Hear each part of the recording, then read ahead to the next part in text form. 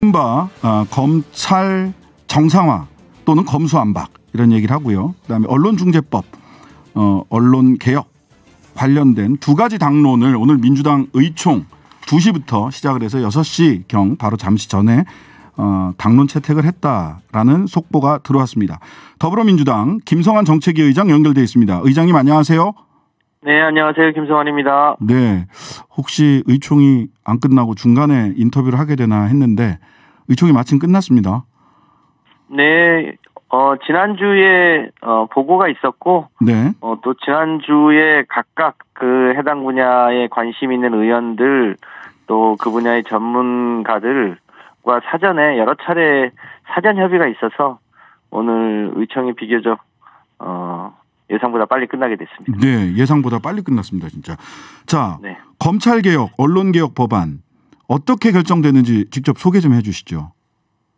네, 관심이 있었던 소위 검찰 정상화 관련한 법안은 검찰의 수사 기소를 분리하도록 하고, 네, 그러면 이제 수사 기능이 대부분 경찰이 현재도 하고 있습니다만 경찰이 조금 비대해지는 거 아니냐에 대한 그런 걱정이 우려도 있어서 네, 일종의 경찰 개혁 방안과 동시에 추진한다. 네. 검찰 수사 기소를 분리하고 일정한 유예 기간을 둔 상황에서 일종의 검찰의 일종의 독립적 감찰 기구를 둔다든지, 네, 또 경찰의 수사권 기능을 높이기 위한 소위 한국형 FBI와 같은 제도를 둔다든지, 네, 각 영역별로 수사기관을 분리한다든지 이런 경찰의 개혁 방안도 단계적이지만 빠른 속도로 추진한다. 이런 취지의 이 검찰 개혁 방안에 대한 당론 채택이 있었고요. 네. 마찬가지로 언론개혁과 관련해서도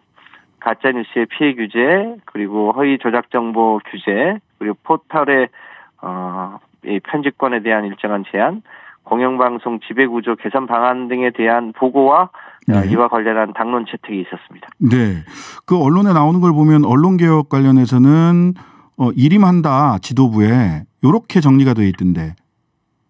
그 몇 가지 방안들이 좀 있었습니다. 네. 특히 공영방송 지배구조 개선과 관련해서는 예컨대 국민 추천위원회를 두는 방안도 있었고요. 네. 일종의 운영위원회와 같이 둬서 그 해당 분야의 이 전문가들과 그 각 언론 단체들이 직접 참여해서 네, 결정할 수 있는 운영위원회 방안 등이 있었는데, 네, 우리 당에서는 일단 공영방송 운영위원회 방안, 한 25인 정도로 구성하는 그런 방안이 있었고요. 포털도 마찬가지로 알고리즘을 공개하도록 하는 방안하고, 네네, 아예 포털이 뉴스 편집을 하지 않도록 하는 방안 등에 대한 논의가 있었는데, 네, 포털이 일종의 자체적으로 기사를 편집하거나 배열하는 이런 방식보다는 일종의 포털의 소위 언론사로서의 기능은 제한하는 걸로 하자, 이런 취지의 내용으로 채택이 되고 그 외에 포괄적으로 지도부에 위임이 됐습니다. 자, 그러면 일단 그 검찰의 수사권을 이렇게 분리해내고, 검찰로부터 수사권을 분리해내고 그 이후에 어떻게 이 수사권을 배분할 것인지, 어디에 귀속시킬 것인지, 특히 6대 범죄 같은 경우 요 관련해서는 협의를 해 나간다, 이런 결정이신 그렇습니다. 거죠? 그렇습니다. 이걸 일단 별도의 일종의 중수청을 설치할지, 아니면 네, 일종의 국가수사본부하고 네, 중수청과 같은 거를 통합해서 네, 일종의 한국형 FBI와 같은 그런 기구를 만들지 등에 대한 경찰 개혁 방안에 대해서는 네, 단계적으로 국민의힘과 협의해서 정부조직 개편을 언젠가 하게 되지 않겠습니까? 네. 그 정부조직 개편 논의를 할 때 함께 경찰 개혁 방안에 대해서도 협의해서 빠른 시일 내에 결론을 낸다. 그러니까 네네, 경찰이 또 비대해지는 일은 또 생기지 않도록 경찰 개혁 방안도 저희가 잘 세심하게 챙겨나갈 예정입니다. 자, 이 법의 시행 시기 보통 경과 규정을 두지 않습니까? 시행 시기는 언제로 지금 결정을 하셨나요?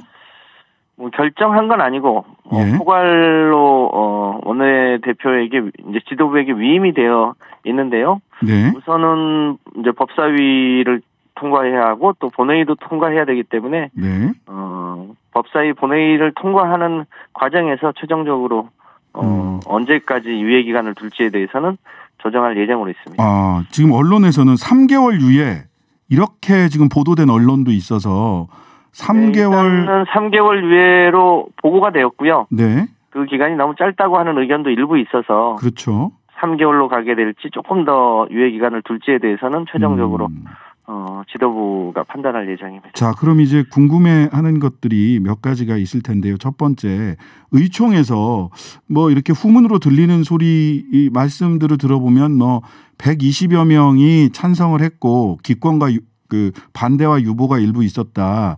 뭐 이런 정도의 후문, 뭐 소위 받음 해가지고 오는 것들이 있던데 지금 의견 분포는 어땠나요? 저희 원내 부대표단에서 네. 개별 의원들에 대해서 이 검찰 개혁 방안에 대한 소위 의견을 한 분 한 분 다 청취를 했고요. 현장에서 표결을 한 건 아니고요. 그렇습니다. 미리 네네. 청취를 했고 그 정도의 의견 분포였고 네.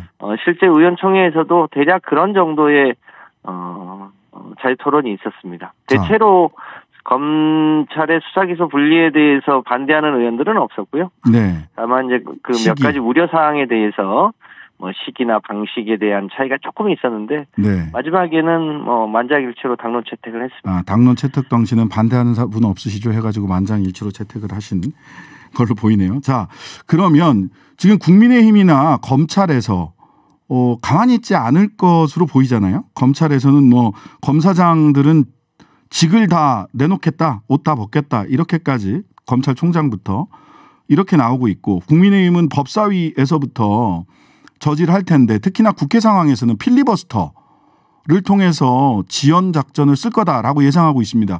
국회에서의 이 법안을 통과시키기 위한 이 로드맵 어떻게 가지고 계신가요? 우선 검찰이 집단적으로 이렇게 행동하는 것은 엄밀하게 보면 공무원법 위반입니다. 그렇죠. 공무원 집단 행동하지 못하게 돼 있으니까요. 검찰은 늘 자신들의 기득권 문제가 생기면 집단적으로 반발했습니다. 네, 그렇습니다. 검찰이 가져야 될 정치적 중립성과 관련한 여러 가지 문제가 생겼을 때는 단 한 번도 발언한 적이 없었습니다. 네. 근데 검찰의 소위 특권, 기득권 문제가 생기면 굉장히 집단적으로 소위 반대하거나 항명하거나 네. 그래 왔던 게 이번에도 마찬가지입니다. 저는 네. 이것은 명백하게 검찰의 기득권 지키기이고 그동안 김학의 사건이나 한동훈 휴대폰 문제라든가 여러 가지 소위 유검 무죄와 같은 일이 없었다면 생기지 않을 일이었죠. 저는 검찰의 자업자득이다. 네. 라고 보여집니다. 그래서 생각보다 이 검찰 개혁에 대한 국민의 지지가 저는 상당히 두텁다 이렇게 보고 있고요. 네. 이 부분에 대한 뭐 국민의힘과 검찰의 뭐 조직적인 반대는 예상되는 문제이기 때문에 네. 국회가 허용하는 법적 절차에 따라서 법사위와 본회의에서 처리해 나갈 예정인데 쉽지 않은 문제입니다만 4월 국회 내로 해내야 되지 않겠나 싶고 원내 지도부에서 그것에 대한 세부적인 계획은 세우고 있는 걸로 알고 있습니다. 특히 국민의힘이 필리버스터에 나설 경우 180명, 5분의 3인 180명 동의가 필요한데 정의당의 동의 없이 필리버스터를 종료하기 어려운 상황이 되지 않겠습니까? 근데 정의당이 보니까 좀 부정적인 것 같아요. 시기가 적절치 않다. 아직 충분히 논의가 성숙되지 않았다. 이런 방식이든 이런 논리든데. 대체로 우리 당도 그렇고 정의당 혹은 이제 여러 시민사회 단체에서도 수사기소 분리와 또 경찰 개혁 방안에 대해서 여러 가지 의견이 있는데요. 네. 저희가 남은 기간 동안에 충분히 설득하고 설명드리고 또 이해와 동의를 구하면 뭐 가능할 거라고 보고 있고요. 그 외에 여러 가지 또 방안이 있을 수 있기 때문에 네. 최대한 4월 국회 내에 처리할 수 있도록 할 예정입니다. 네.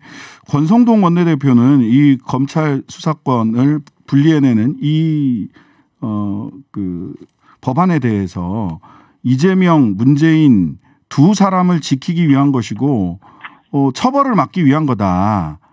라고 이야기를 하고 있습니다. 국민은 안중에 없이 본인들의 정책 리더만 지키기 위한 내로남불식 법 개정 아니냐. 이 부분 어떻게 생각하십니까? 뭐 잘 아시겠습니다만 이 소위 이 김혜경 여사의 뭐 소위 법인카드 사용 내역에 대해서 경찰이 먼저 압수수색하고 그러지 않았습니까? 네. 민주당은 문재인 대통령입니다. 이재명 후보를 이런 방법으로 지킬 수 있다고 생각하지 않습니다. 네.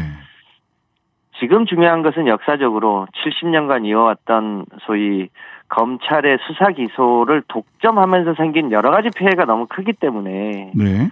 그것을 막자고 하는 취지인데 오히려 검찰총장 출신 대통령이 당선됨으로써 현재의 검찰 기득권이 더 강화되는 쪽으로 가고 있는 게 사실 아닙니까? 네. 법무부 장관의 수사지휘권을 폐지한다든지 예산을 네. 독립한다든지 네. 심지어 공수처도 사실상 폐지하고 검찰공화국 혹은 검찰 독재로 가려고 하는 것에 대한 네. 일종의 견제장치를 두려고 하는 것이지 문재인 대통령이나 이재명 후보를 지키기 위한 수단으로 쓰는 건 절대 아니다. 또 그런 방식으로 지켜지지도 않는다라고 생각합니다. 윤석열 당선자는 이 법안에 대해서 나는 국민들 먹고 사는 것만 신경 쓸 거다라고 이야기를 하고 있지만 소위 권성동, 한동훈 등 윤석열 당선자의 측근들은 굉장히 강하게 이 법안 비판하고 있습니다. 공약도 그러하고요. 이 윤석열 당선자가 이 갈등을 해결할 수 있는 어떤 역할을 해야 되지 않나 하는 이런 의견도 있는데 어떻습니까? 윤석열 당선자가 검찰총장 시절에 수사기소 분리에 찬성했었습니다. 그렇죠. 예, 많은 자료들이 네. 남아 있습니다. 예. 그렇습니다. 저는 이 문제를 조금 더 역사적인 대의나 세계사적 추세나 이런 측면에 비춰봐야 된다고 생각하고요. 아까도 네. 말씀드렸습니다만 왜 민주당이 소위 수사기소 분리 등을 통해서 검찰의 기득권, 특권, 소위 선택적 정의를 막고 소위 헌법 11조가 얘기하고 있는 네. 전 국민이 법 앞에 평등한 그런 사회로 가려고 하는지 검찰은 왜 그런 부분에서 비판을 받고 있는지를 자성해 봐야 되는 거 아닌가라고 생각을 합니다. 네, 알겠습니다. 지금까지 김성환 더불어민주당 정책위 의장이었습니다. 감사합니다. 네, 고맙습니다.